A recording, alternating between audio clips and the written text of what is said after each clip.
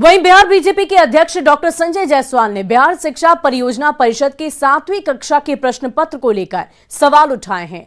प्रश्न पत्र में पूछा गया कि नेपाल, चाइना, इंग्लैंड, हिंदुस्तान और कश्मीर में रहने वाले को क्या कहते हैं। प्रश्न पत्र में कश्मीरियों को क्या कहा जाता है। ऐसे सवाल को लेकर संजय जायसवाल ने महागठबंधन की सरकार को घेरा है। संजय जायसवाल ने कहा कि प्रश्न ही बताता है कि बिहार सरकार के सरकारी पदाधिकारी और बिहार सरकार कश्मीर को भारत का अंग मानती ही नहीं। संजय जायसवाल ने भारत को बांटने की साजिश का आरोप लगाया। साथ ही एनआईए से सीमांचल के जिलों में तैनात अफसरों की जांच की मांग की है। शिक्षा परियोजना परिषद के द्वारा सीमांचल के जिलों में यह पूछा जाना कि चीन के नागरिक को, इंग्लैंड के नागरिक को, नेपाल के नागरिक को, भारत के नागरिक को और उसी के साथ कश्मीर के नागरिक को क्या कहते हैं, यह बताता है कि यह सरकार कहीं न ये सिर्फ 10 जर्सी गायों के साथ हर साल 18 लाख कमा रहे हैं।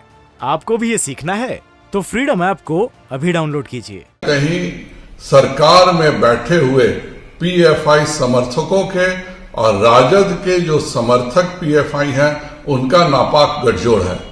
सीमांचल के जिलों में हिंदी स्कूलों में भी शुक्रवार को बंदी करके शिक्षा विभाग पहले से ही एक तरह से अलग करने की साजिश रच रहा है और अब उन स्कूलों में यह पूछा जाना कि भारत के नागरिकों से और कश्मीर के नागरिक अलग हैं, यह बताता है कि पूरी की पूरी सरकार पीएफआई के गठजोड़ के साथ है।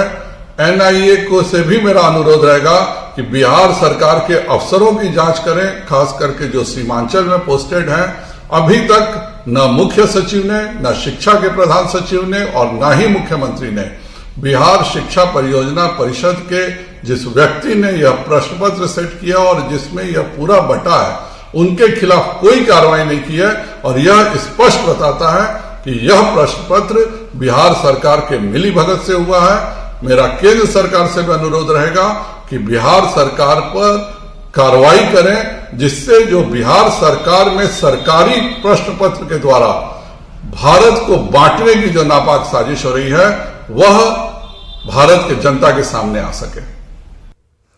और ऐसा नहीं कि पहली दफा ऐसी गलती हुई हो। 5 साल पहले साल 2017 में भी यही गलती हुई थी। तभी भी यही प्रश्न पूछा गया है जो इस साल पूछा गया था।